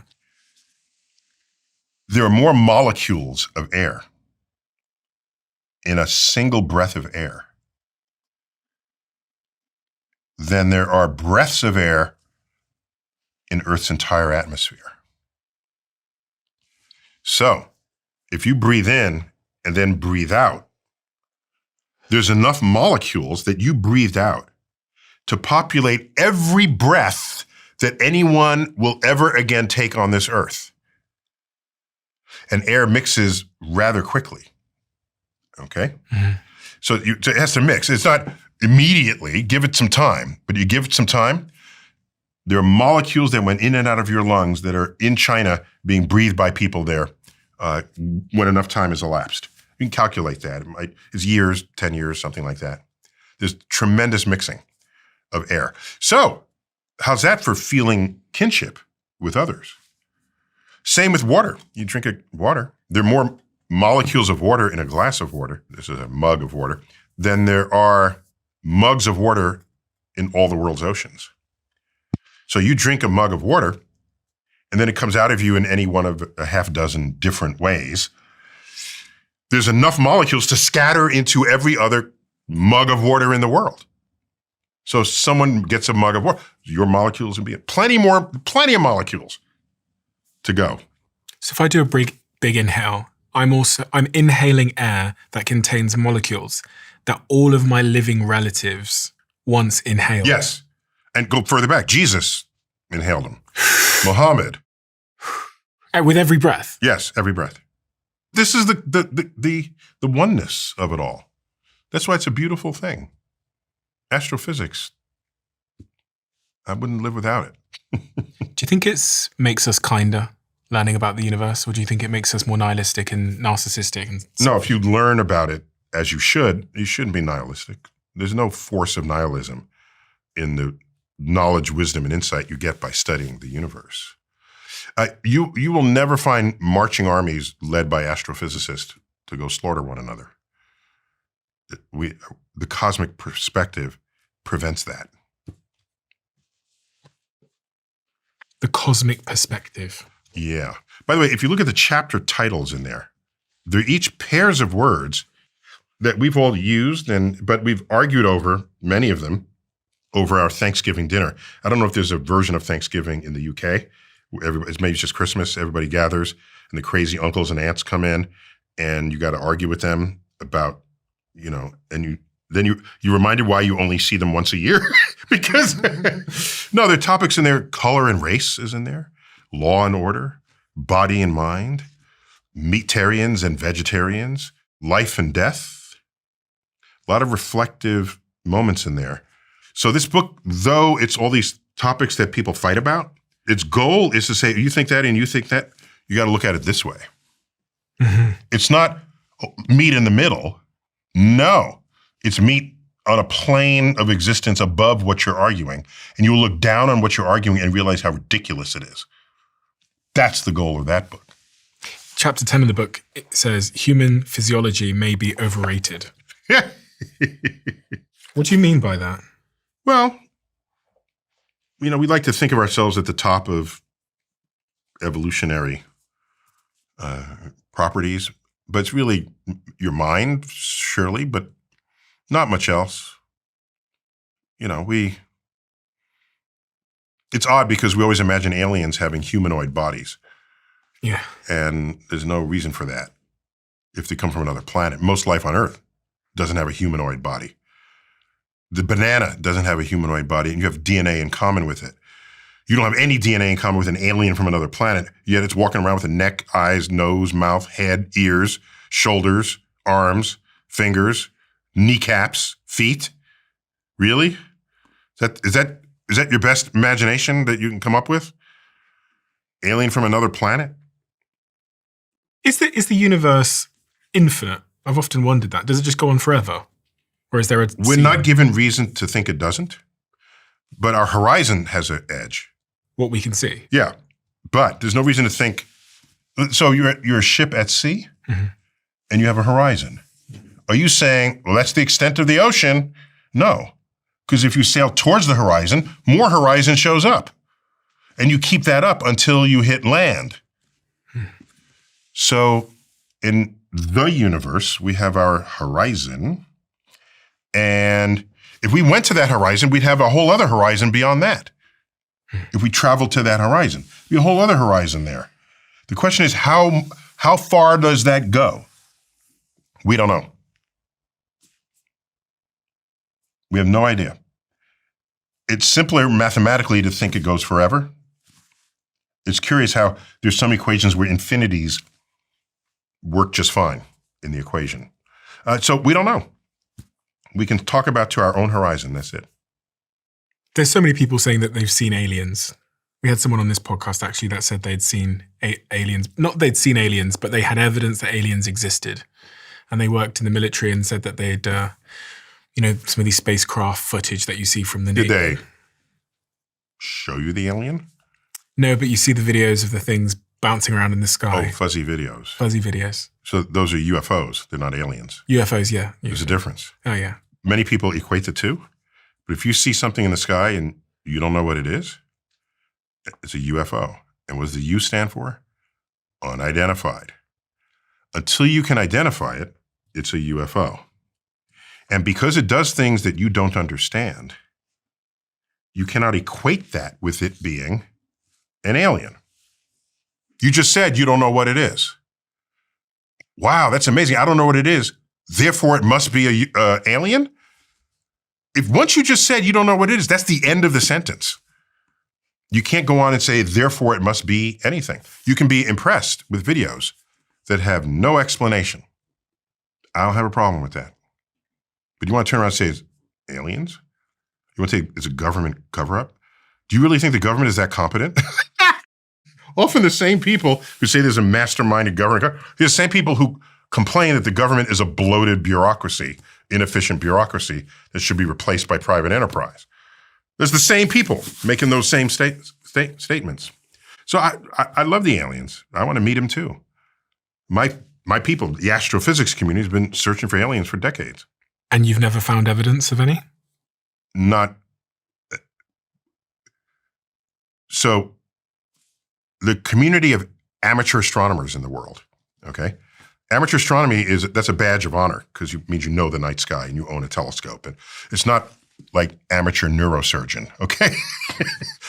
You don't want to go to an amateur neurosurgeon, but you want to know the night sky, go to an amateur astronomer. Amateur astronomers know the night sky. They know what the sun, moon, and stars are doing every night.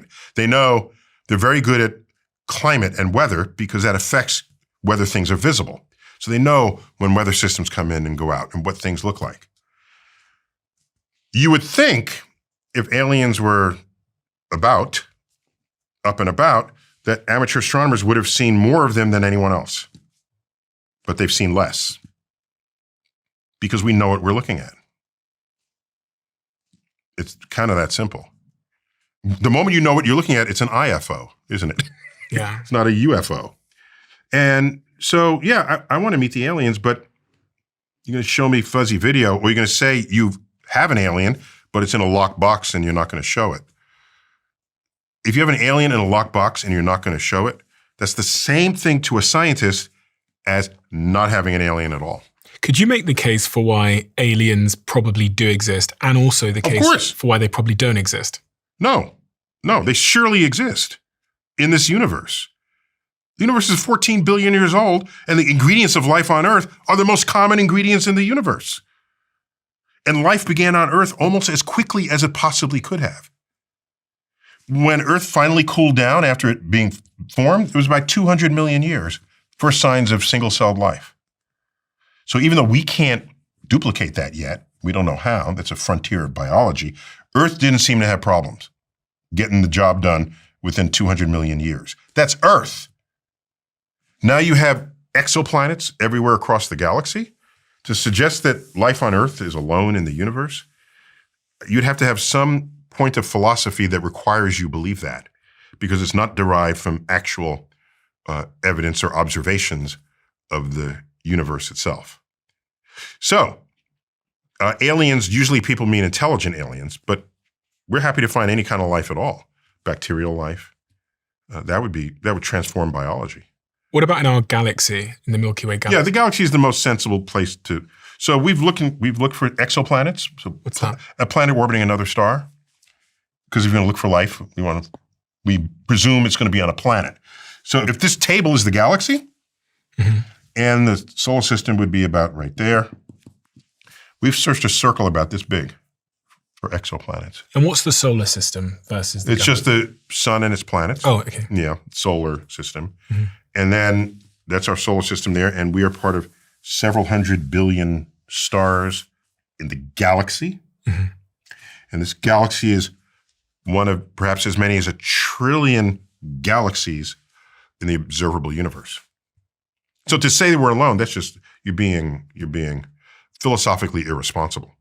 So this table is the galaxy? Yeah, if it were the galaxy. And we've searched a coin. Yes, that's a good word to use, a coin-sized volume of this galaxy. We've searched for exoplanets and by association life. So folks at the SETI Institute, the Search for Extraterrestrial Intelligence, they come up with an analogy. But there are people have said, well, we haven't found life yet, so maybe there's no life anywhere. And we say, no, take a cup and scoop it into the ocean. That's like saying, the ocean has no whales in it. Is that the equivalent? Yeah, it's equivalent in terms of the space of searching, because it's not only in physical space, but it's in time. Suppose aliens sent radio signals to us, and they arrived 2,000 years ago. Do the Romans have radio telescopes? No. But we would all count them as intelligent. So communication requires intelligence and technology. How long have we had technology to do that? 80 years. On the chance of probability, do you think there are aliens in the Milky Way galaxy? Yeah. Oh, sure. You think there are? I don't see why not. It's a calculation you can do. I did it with 2 colleagues of mine. We have about 100 civilizations in the galaxy alive now. That's not many out of the total number of stars, but again, a civilization has to evolve out of whatever it was, and it's a tiny little slice of time relative to how long the planet has been there. 100 different living. Yeah, civilizations. I pause on the word living because living can mean many things. Well, I mean, Mars might have had life, but it would be dead today on the surface. So we're looking for living civilizations. And does that excite you? Yes, completely. But you want to now tell me it has visited you with fuzzy lights in the sky, and no one has brought forth an alien. I need better evidence because you're making an extraordinary claim. Humans' fascination with meeting these aliens when we've got crazy species we've never met on our own planet is quite bizarre. That's a good point. And plus, what do we need real aliens for when we have Hollywood? The funny part to me is we have no knowledge that aliens want to harm us, but we do have knowledge that humans want to harm humans. And any encounter between an advanced civilization and one that was less advanced in the history of exploration has never boded well for the less advanced civilization. So for me, we are describing aliens not as we think they would be, but as we know we are to one another. It's a mirror. And we've only got to play out what we would do as well if we found an alien civilization. What would humans do? I mean, I think we'd go and try and steal some of them and bring them here. Well, no, they're probably smarter than us. That's like worms saying, "Oh, we found some humans. What should we do with them? Should we corral them?" No. If aliens came here, they clearly are more advanced than we are because we haven't left low Earth orbit in 53 years. So if they cross the galaxy to visit us, we're going to shoot a gun at them? They'll laugh at us. You know. In all the movies that we beat them. That's so funny. I've never thought about that before. That, we just shoot guns at them. You shoot guns at them. And did it really make a difference? You know. We put like Brad Pitt or whoever in like a Tom Cruise in a... What's your favorite space movie? Space movie? Well, sci-fi is The Matrix. Why? I love everything about it. The story is tight.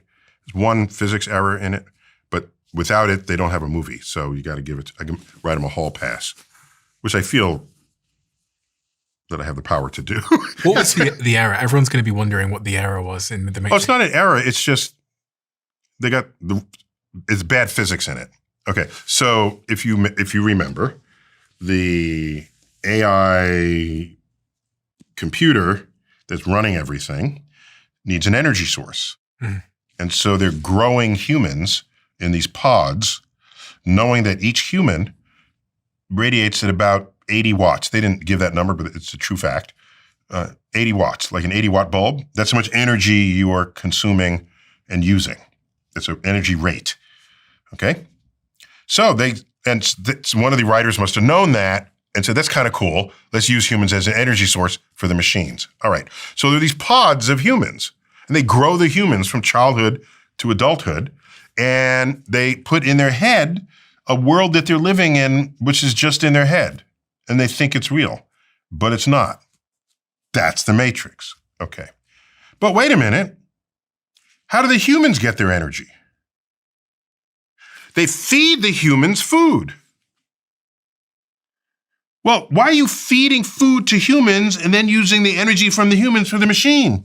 Bypass the middleman and just feed the machine. Something called the second law of thermodynamics. Anytime energy changes from one form to another, it's not 100% efficient. You drive a car, if you drive a combustion engine car, you drive it 50 miles, get out, the engine's hot. Where'd the heat come from? That's wasted energy converting chemical energy of the gasoline to kinetic energy of your car. It is never 100% perfect. So they are losing energy with this middleman, and they should just feed themselves whatever the food they're feeding the humans. And if they're smart, they would not have humans at all. But then there's no movie. So that's my point. Wrote him a hall pass. You're okay with that. Are you an easy person to watch movies like this? Yeah, I'm not the guy you think I am. I will watch it and silently, yes, I'll gather a list of, but I'm silent about it. And if you're interested, I will tell you later. Have you ever heard about this before? This thing I'm holding in my hands now. This is called Ketone IQ. Their website is ketone.com.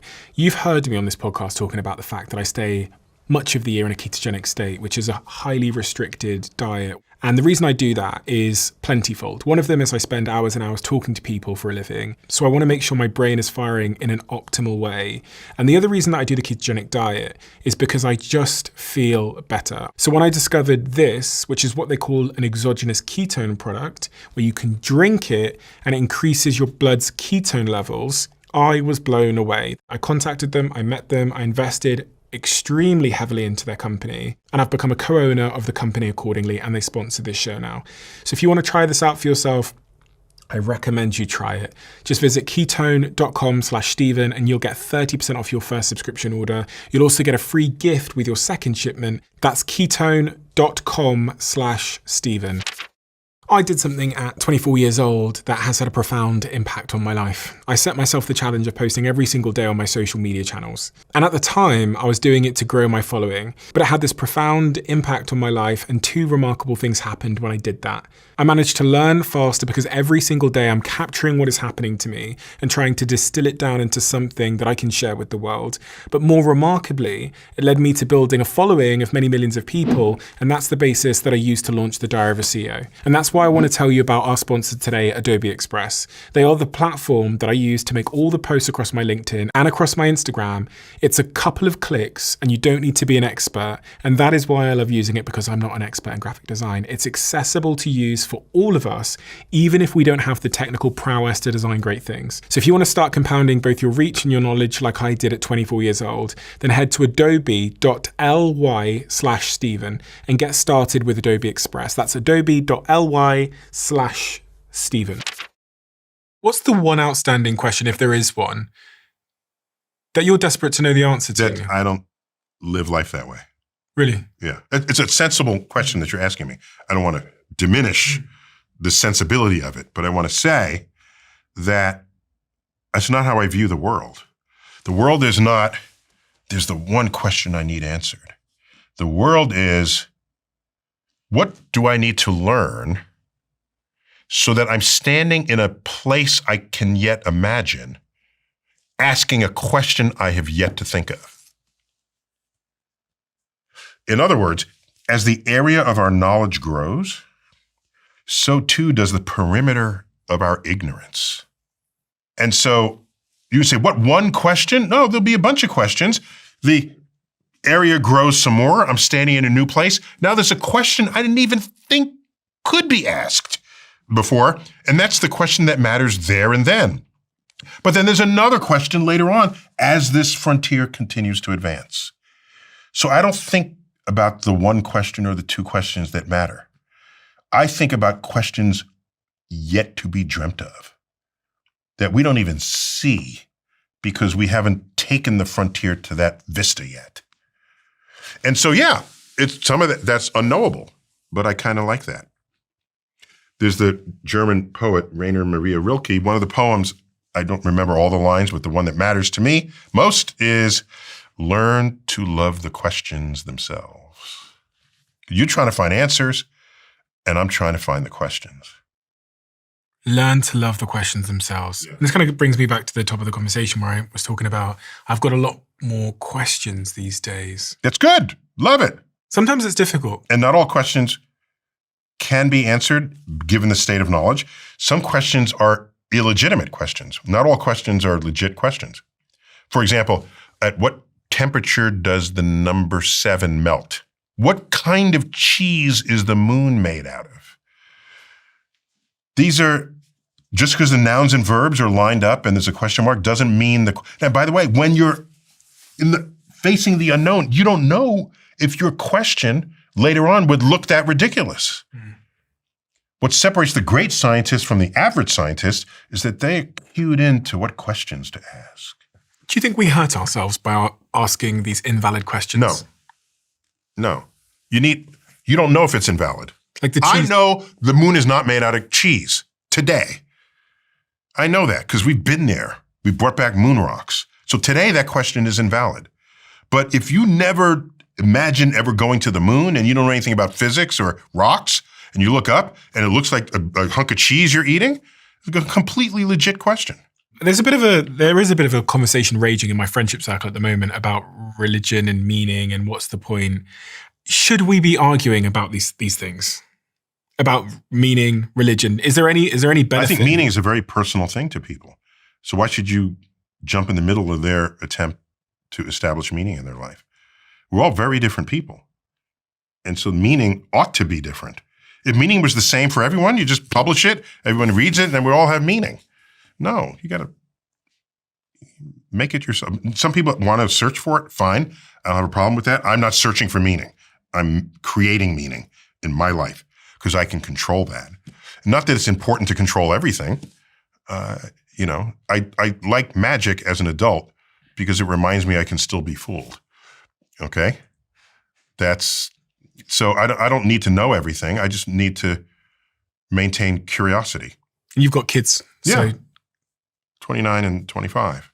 Is that the most meaningful thing you've done in your life? Raising kids? Yeah. It's among the more meaningful things. I would say they did a lot of their own raising because they're highly independent. And so there's a limit to how much I should take credit for who and what they have become. There are a lot of what they did themselves. But my wife, who's a scientist, she's a mathematical physicist. We made sure that both our kids were scientifically literate at an early age. By age 13, certified. So at that point, I said, I don't care what grades you get from now on. I don't care. I know no one will exploit you for your lack of curiosity and knowledge about the objective universe. Mm-hmm. And, we'd be at a dinner party and they're in middle school, right? And someone says, oh, I had a bad day because Mercury was in retrograde. And my son would say, what actually happened to you today? Has that happened on days when it was, they know how to ask questions, okay? By the way, if you just reject what someone says outright, that's as intellectually lazy as it is to accept what they say outright. Mm-hmm. What's harder, but I think more fun, is lining up a series of questions to probe the statement, to explore what is going on in the thoughts and in the claims of the person with whom you're conversing. So if someone says, I have these crystals, you rub them together, it'll heal you. My kids would say, what are the crystals made of? And what tests have you made for this? And could the healing have been explained in another way? And in what way are and they start asking these questions, and then the person will probably just walk away because they would not have the answers to all of them. And then, remember I said, if an argument lasts more than 5 minutes, then both sides are wrong. The person, there's no place for that to go. To the truly curious person. Here's another interesting fact. Crystals represent the lowest energy state of the atomic or molecular configuration that it's comprised of. The lowest energy state. So people say, I have crystal energy. No, you don't. You have the lowest energy state of that silicon dioxide that you're calling quartz. There's no energy you're going to take out of it. It is in its lowest energy state. These are people who have never had chemistry. And as an educator, I don't want to make fun of this, but when people think they know something and are audacious about it when in fact they don't, that makes it much harder for an educator to break through. Horoscopes. Yeah. Well, I've got some stats for you here, Sure. Neil. Surveys find that roughly 80% of Gen Z believe in astrology to some degree. Mm-hmm. 72% of those Gen Z and millennials allowed astrology to influence major life decisions like romance, health, work, mm-hmm. and education. And many Gen Zs now are checking their horoscopes weekly. Yeah, we live in a free country, so I'm not going to try to stop them. What would be sad is if that number got to 100%, and then you wouldn't be generating scientists or engineers or people who the objective truths of the world matter. And then the civilization just goes back to the cave, where everything that happened in the natural world was mysterious, created by forces beyond our knowledge and understanding. And this is the title of one of Carl Sagan's books, The Demon-Haunted World. Science as a Candle in the Dark. That was the subtitle of that book. So if you want to think you're not in control of your fate because the sun, moon, and planets are, it's like I said, it's a free country. Is there anything that you've learned that the universe does to influence us? Yeah, the sun rises and I wake up because I want to be awake during the day. Yes. That people aren't. Yeah, the tide comes in and I move my beach chair back because the tide came in. Yeah, there are things that influence my behavior. Yes. But it's not much more than that. Earth is tipped on its axis, so we have seasons. I buy coats and wear them in the winter. That influences my behavior. What's your star sign? Well, I once had someone take a class of mine at the Hayden Planetarium that I taught on astrophysics, And at the end, she, like the second to last class, she came and said, thank you. Thanks for the class. I'm enjoying the class, but I want you to know I'm an astrologer and I'm taking the class so I can cast horoscopes better. So I said, it's really working for you? She said, yeah. She said, for example, what's your horoscope sign? And I said, shouldn't you be able to figure that out? If all this works and you cast horoscopes, you ought to tell me what my sign is. She said, okay. She said, are you Gemini? I said, no. Cancer. I said, no. It must be Leo. I said, no. 8 horoscopes later, she gets the correct answer and says, I knew it. So I'm simply saying that her 9th guess out of 12 was correct, and she declares, I knew it. Why do people want to believe in things like this? I think they want the world to still have mysteries, because mysteries are beautiful things. However, the world still has mysteries. They're just different mysteries from whatever there used to be. And so follow the mysteries where they take you. And there's another branch of all of us who must have answers to every question, because they're not learning to love the questions. They only want to love the answer. So they say, what was around before the Big Bang? I said, I don't know. We got top people. Something had to be around. I said, I don't know. Must have been God. So there's their answer. Then they're happy. What happens after death? Well, it looks like you rot in the ground, but otherwise, that's what physics. It's got to be something. Your soul. I said, there's got to be God, heaven. Okay, that's their answer. They've got their answer. And if that's your answer at every turn, you're not as good an investigator of the unknown, because you just invented the answer to the unknown. You're content. What is dark matter? I don't know. We got top people working. Is that the spirit of God? Okay. Then that person won't walk into a lab to continue to study what dark matter and dark energy is. I don't mind if you want to say it's God, but don't let that stop your curiosity. But if you say it's God and then you're done, then you're not very useful in the lab. Those people seem to be happier and healthier, though, which is the surprising thing. Religious people. Well, again, so it could be because they believe there's a God that tells them who to sleep with and where to eat and how to pray, or because they have a regular dose of community. I don't know that those are completely separable variables.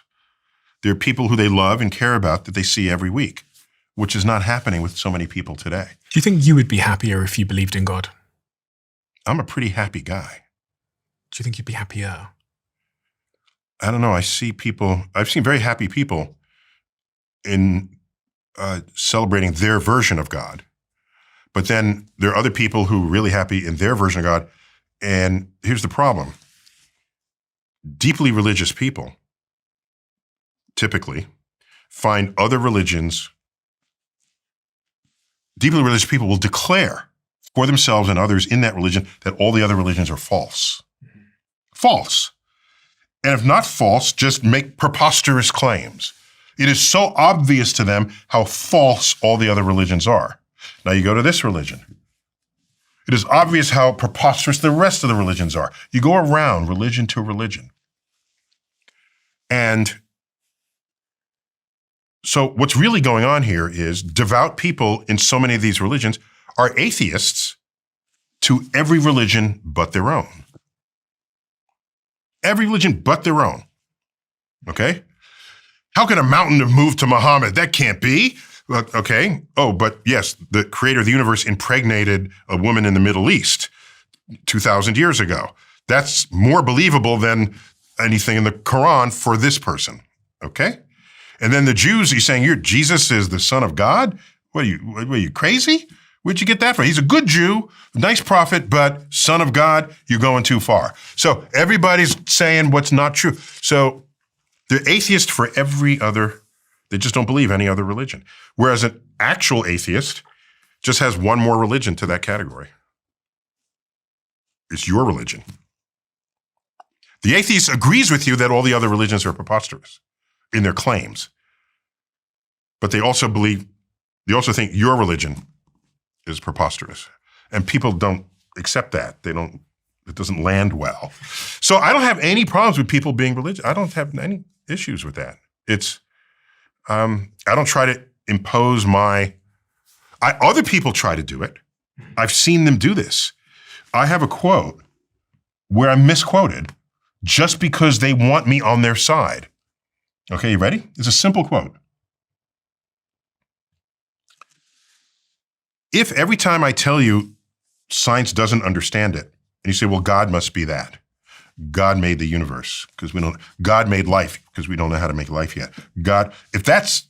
If that is your definition and understanding of God, then as science progresses, it will solve these questions, pushing the God back outward to places that have yet to be discovered. And so the quote is, if to you God is where science has yet to tread, then God is an ever-receding pocket of scientific ignorance. That references what philosophers have called God of the gaps. It goes way back, thousands of years. If we don't understand it, there's a God. The storm is Poseidon. Okay? Lightning bolt struck, it's Zeus. All right? That's God of the gaps. God of the gaps is a time-honored exercise in human civilization. And all I'm saying is that statement is objectively true because it's an if statement. If to you God is where science has yet to tread, then as science continues to tread, you're a shrinking pocket of scientific ignorance. That's your God. Okay? It's not an opinion. That's a statement of an if statement, the consequences of an if statement. I've had people take the second half and put it on a t-shirt. God is an ever-receding pocket of scientific ignorance. Neil deGrasse Tyson. That's not what I said. That's half of what I said. And that's only true if to you, God is where science has yet to tread. But to pull that out and make that the truth? No. I would never make such a statement. Ever. You're 66, right? Hang on. Hang on. I will be 67 in a month. Okay, so you're a month from this recording. So I'm 33. Okay. Half my age. Exactly half. And I was wondering, you're a very wise man. What is the advice that you wish someone had said to you at 33 that you could give to me now? I have no such advice, and I'll tell you why. If you're alert and you're smart, alert meaning you notice things and you're smart and you learn,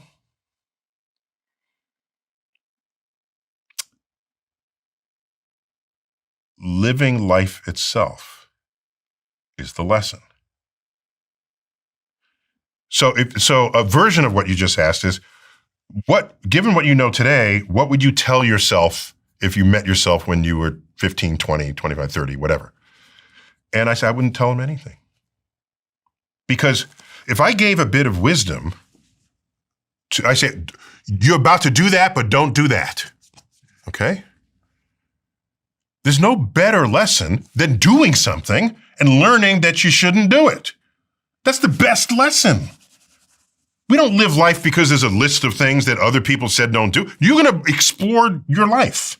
That's what you're going to do. And some things are great and some things you don't want to do again. Some things you're bad. That's where the wisdom comes from. You earn it. It's the strongest kind of wisdom you can have, provided you learn from a mistake. If you're just an idiot and you just keep making the mistake, my advice for you is don't make the same mistake twice. But you don't need me for that. So you'll make a decision about this podcast or some business decision. And no, it didn't turn out right. Here's a better example of this. You ready? This is a very American kind of story I'm about to tell. Immigrant comes over, back when that was a thing you could do, comes to the United States, and they work hard, very hard working. They first sweep the street in front of a storefront, and then they're in the store and they learn the trade. And then the owner dies and they take over the trade. And they're working hard and they're scrapping and then they buys the adjacent store and they build the thing and then he moves and he lives in a big house and he has kids. Okay? And he says to himself, when I was your age, I had to scrounge for food and I had to sweep things. And I want to make sure my kids don't have to do that. I want to make sure they don't have to do that. Okay? So you provide things for them so they don't have to do this. And now they grow up and they're adults and they're deadbeats. They have no motivation. They have no ambition. They have no vision statement because everything got handed to them. And what does the adult say to the kids? Where did I go wrong? I gave you everything I didn't have. That's where they went wrong because they gave the kids everything he didn't have. And what made that person was what they struggled, the decisions they had to make, the decisions they got right, the decisions they got wrong, who they met, how they treated people. This is life experience. And it doesn't come on a bumper sticker. It doesn't come on what's the secret? Just like going to someone's home and one of the hosts is actually a trained chef, right? And maybe worked in a restaurant and they prepare this exquisite meal. And you say, this is delicious. What's your secret? Oh, the secret? I went to chef school for 6 years. That's the secret. You're thinking this is one sentence I could tell you and then that'll make everything better. No. Just stay alert, learn new stuff every day, and learn from your mistakes because those lessons are greater than someone just telling you to not do it. Then you have no such life experience to build into the wisdom that you want to acquire in the years to come. My last question for you is, and I hear it. I didn't think you'd ever have a last question. No, yeah. I mean, for now, I should say my last question for now. But my last question for now, and I kind of hear it in between some of the things you say, is, and I've just moved here, so I've just moved to Los Angeles. How do you feel about America right now? Well, it's a free country, and we vote in our leaders. And right now, there's a whole set of people in charge that are doing different things from what had happened in previous years, previous leaderships, even previous leaders of that same political party. What's going on is very different from anything that I think people would have predicted. A lot of people like complaining about leadership, but we live in a country where we choose our leaders. So we're going to complain about the leadership. You should be complaining about the people, about the electorate. I'm an educator. I've never complained about politicians. They represent people. I was once in the Rayburn office building, Washington, D.C., in the science committee's room, beautifully decorated with science art and sculptures and things. One of the members of the science committee back then was a young Earth creationist. Young Earth creationists. Universe created in 6 days, Earth created in 6,000 years, at most 10,000 years. And I knew he was going to be there. And I thought to myself, do I grab him by the lapels and say, what do you think? You're on a science committee. And then I thought, no. If he thinks that, presumably, so does his electorate. Mm-hmm. They voted him in. And this electorate are fellow citizens, as am I in this country. So I can't indict him. Let me go have a conversation with the folks who voted for him. I said, why do you think this? And have you considered this? And that's my duty as an educator, not to hit anybody on the head who's in Washington. So do we blame the educators and the media people people like me that? No, that's the blame game is, I don't feel that way. My parents, when they showed us the images of the dogs and the water hoses on the protesters in the South, American South, they were never bitter. They said, these people don't know any better. They don't know any differently. We have to talk to them and, teach them. That's very different from saying, holding up your fist, saying, I'm going to fight them because they're my enemy. It's, I want to teach them because they're my fellow citizens. And that's how I feel. So my worry is that there are decisions made that are not in the best interest of the people who voted for those decisions. The longer term implications could be devastating. If you cut basic science feeds engineering, engineering feeds economies. And so if you don't think basic science matters because you don't either understand the title of the research or the scientist didn't communicate it interestingly enough, whatever, and you say, this is a waste of money, take it all out, let's just do the engineering, you'll be ossified in place. And is that what's happened? Happening? We are on the brink of that happening right now. That's correct. The average person has no idea about this. I've tried to, illuminate the public about it. It's easy to say that basic science doesn't matter or can't matter or will never matter because we don't know yet. Right now, it's the centennial decade. So let's go back to the 1920s where quantum physics was developed. If you were around back then, what would you have said? Why are you studying atoms? I can't even see atoms. Don't waste your time. You're a brilliant person. Go work on this other problem that we have in society. And it would take decades.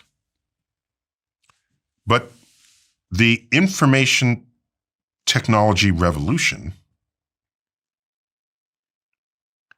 has as its core the creation, storage, and retrieval of digital information that can only happen with the exploitation of the quantum.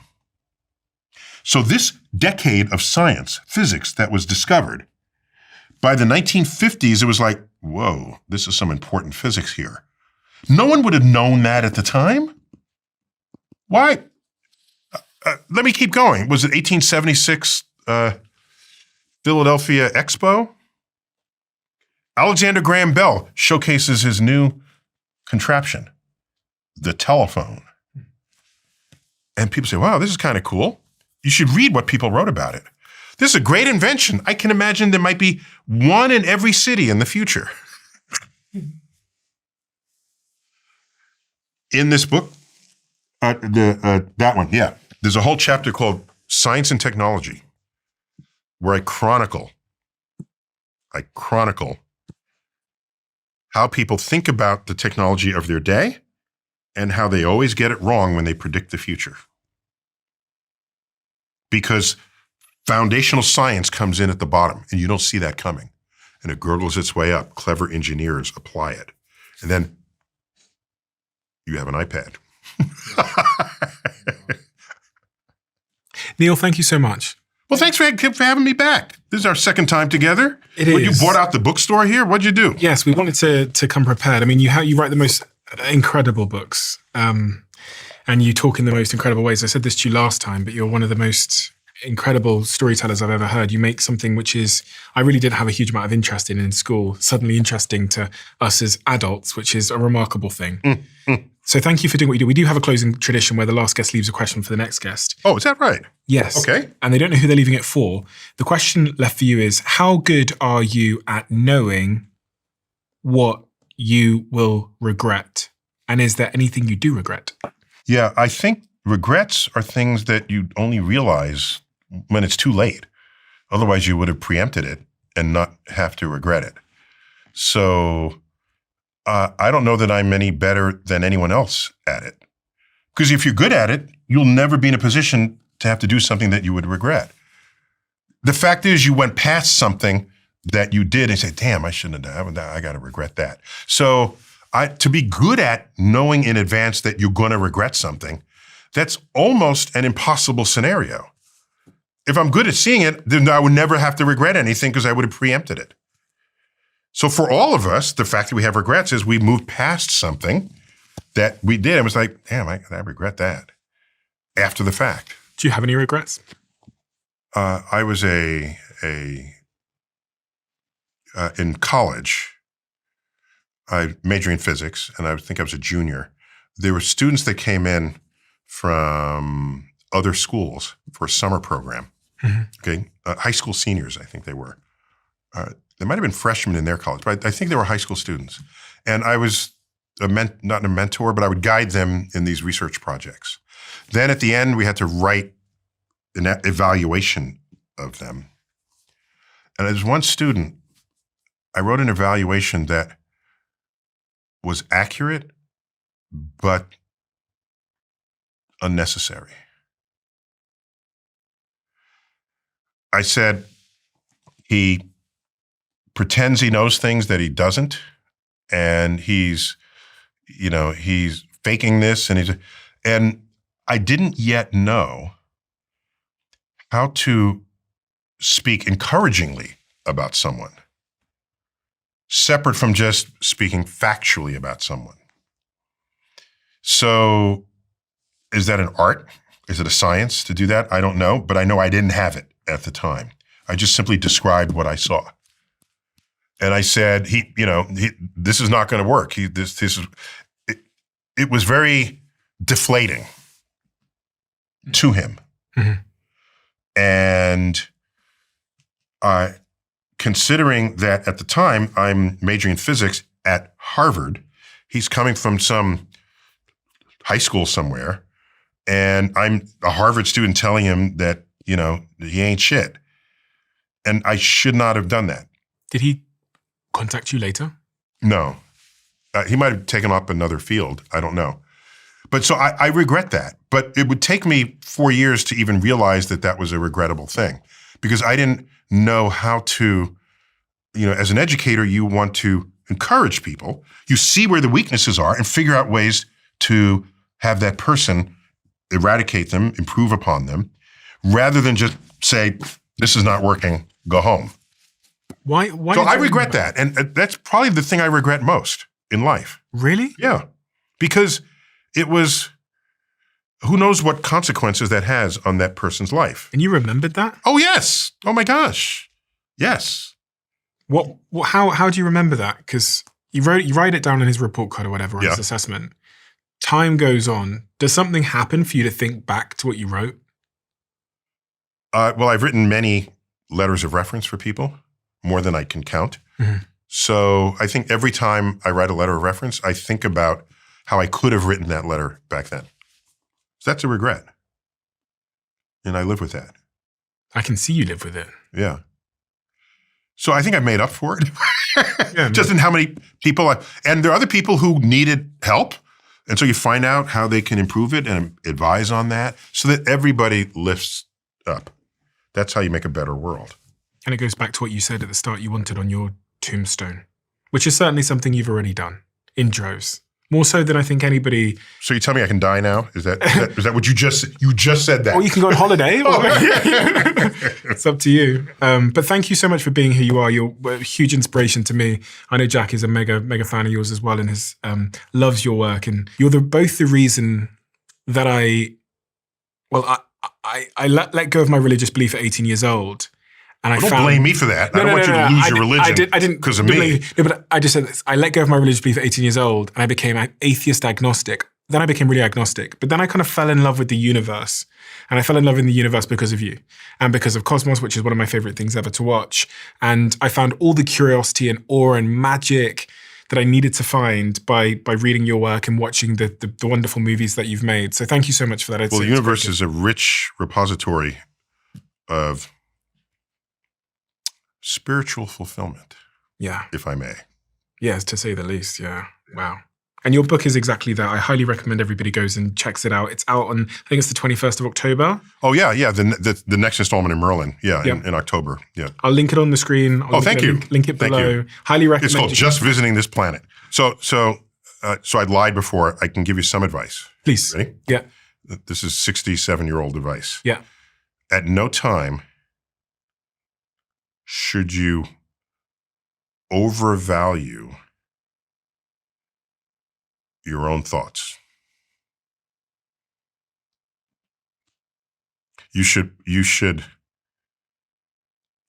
allow yourself to be humbled daily with new ideas that challenge any or everything that you currently think. That's wisdom, I think. How do I know who I am if I don't hang on to it? Maybe you only are who you are on your deathbed, because then you would have completed your life. You're still you're work in progress. You're 33, so last year when you were 31, you would have lived your billionth second. Okay, and if you lead a healthy life, you should get 3 billion seconds out of it. You get to 93, at least that. So time passes.